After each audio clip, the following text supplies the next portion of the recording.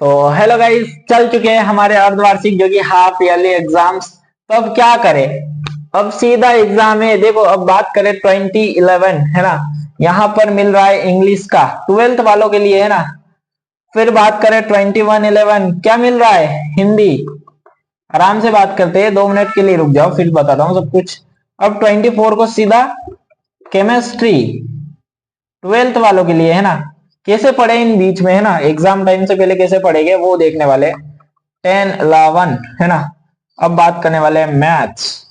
यहाँ पर फिर है हमारे पास 0 to 12 क्या क्या है? फिजिक्स। तो अब इन 4-5 सब्जेक्ट की बात करने वाले, जो कि कल ही हमारा 20 को एग्जाम है एंड आज अपलोड कर रहा हूं है ना।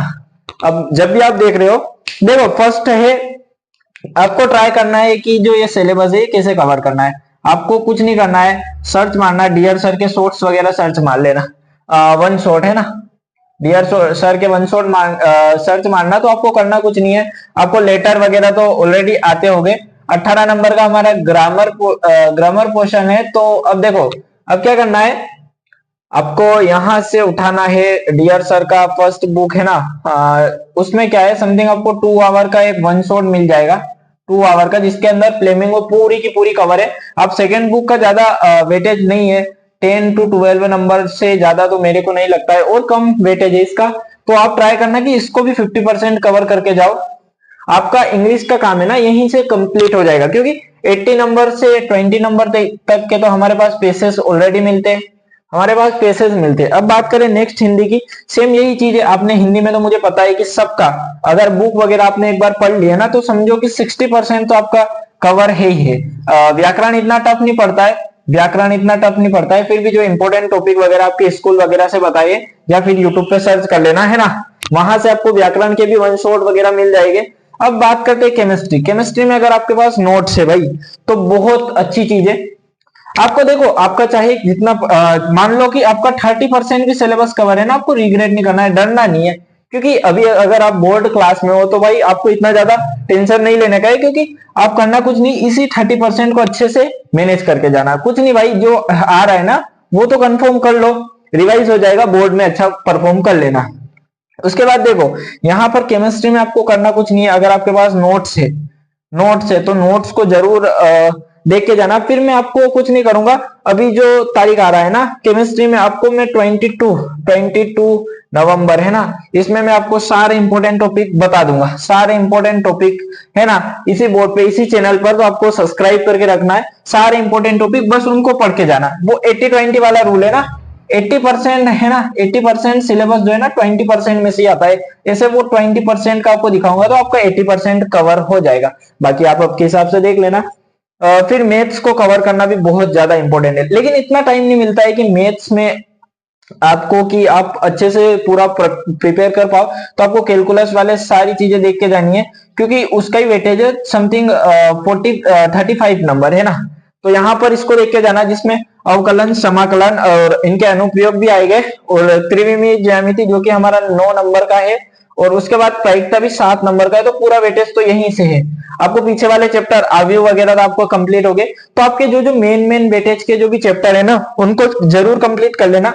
अब फिर बात करते हैं, देखो फिजिक्स में हमारे पास दिन है समथिंग 6 से 7 दिन हमें फिजिक्स में मिल रहे, तो हम आराम से डे बाय डे है ना, जो भी इंपॉर्टेंट, इसमें भी ऐसे ही मैं जैसे केमिस्ट्री में करूंगा आपके लिए, एक तो 1 by 1 है ना, अच्छे से एक एक चैप्टर वाइज आपको मैं इंपॉर्टेंट टॉपिक बता दूंगा। उसी में यही रूल अप्लाई होगा, 80-20 वाला रूल भाई मोस्ट इंपॉर्टेंट रूल है। आपको ट्राई करना है कि एक अच्छी स्लिप लेके चलना, एक अच्छी स्लिप लेके ही चलना। स्लीपिंग बहुत जरूरी है, क्योंकि आप लोग अगर साइंस स्टूडेंट हो, आपको पता है कि न्यूमेरिकल स्लीप के बिना अच्छे से कनेक्ट नहीं हो पाते, अच्छे से फ्लो नहीं कर पाएंगे तो इश्यू होगा।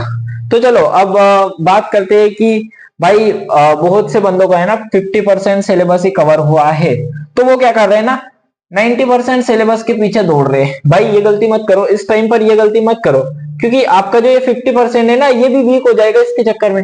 ये भी क्या हो जाएगा, वीक हो जाएगा। आप इसी को 1-2 बार रिवाइज कर दो, 1-2 बार रिवाइज कर लो, आपके पास बाकी टाइम है। अगर आपका बोर्ड नहीं है, आप 9th या 10th 9th या 11th से हो ना, तो आप लोगों को इसके पीछे थोड़ा सा भागना पड़ेगा, आपको सारे इंपॉर्टेंट है ना, इंपॉर्टेंट चीजें देख के जानी पड़ेगी। लेकिन देखो भाई, अगर आपका बोर्ड सेशन है तो आप प्लीज, अगर आपके हाफ ईयर में जो भी परफॉर्म करो आप, उसके लिए रिग्रेट मत करना, क्योंकि रिग्रेट की वजह से फिर आप प्री बोर्ड वगैरह में यही सेम मिस्टेक करोगे। आपके पास बहुत ऑप्शन मिलेंगे प्री बोर्ड वगैरह। देखो जैसे ही हाफ ईयरली हो ना, तो अभी दिसंबर में है तो फेब में हमारे बोर्ड चल जाएंगे, तो हमें ज्यादा टाइम तो नहीं मिलेगा। दिसंबर का एक महीना दिसंबर का मिलेगा और एक मिलेगा फिर हमें जनवरी। फेब में मुझे नहीं लगता टाइम मिलेगा। तो आपको इस 60 डेज जो वो 60 दिन आएंगे ना, 60 डेज, इससे क्या करना है, निचोड़ लेना है। इसमें आपको ट्राई करना है कि आप 6 आवर का स्टडी डेली कवर करो, 6 आवर का स्टडी डेली कवर करो। वो क्या होती है, वो सेल्फ स्टडी कवर करना। फिर एक सिलेबस को पूरा कंप्लीट कर लेना, कोई इशू नहीं है। लेकिन अभी जो आपको करना कुछ नहीं है, आपको पास जो भी है ना उसको टॉप कर लो, ताकि अगली बार आपको बोर्ड में जाओ ना तो इस सिलेबस पे इतना ज्यादा प्रेशर ना पड़े। आपके पास आगे का जो 50% है वही अच्छे से प्रिपेयर करने की जरूरत पड़े, क्योंकि ये तो आपका ऑलरेडी स्ट्रॉन्ग है। तो भाई अभी जो भी कर रहे हो ना, अभी जो स्ट्रॉन्ग है उनको थोड़ा रिवाइज मारना। ये नहीं कि आप इस सिलेबस को पूरा करने के चक्कर में जो पीछे का है उसे भी लॉस्ट कर दो। तो भाई आज के वीडियो में यही था, मिलते हैं नेक्स्ट वीडियो में, तब तक के लिए बाय, जय हिंद दोस्तों।